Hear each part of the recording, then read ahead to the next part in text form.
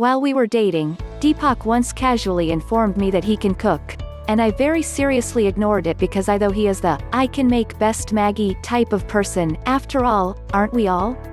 Cut to a year after our marriage and we moved to US.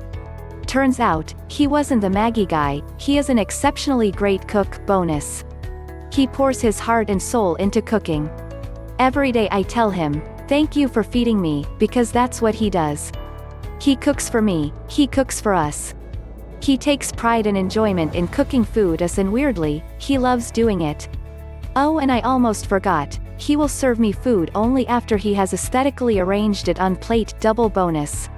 Sometimes he watches videos of good chefs to understand how he can make his cooking better, triple bonus.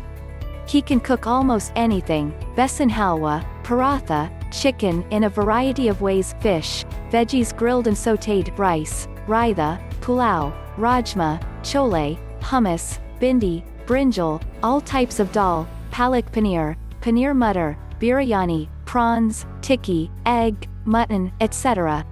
Recently, my parents left after visiting us in USA. I was very homesick and told him that I miss mom's delicious moru curry. Same day while I was taking shower, my darling husband googled out how to make moru curry and made it for me. The dish was waiting for me when I had finished showering.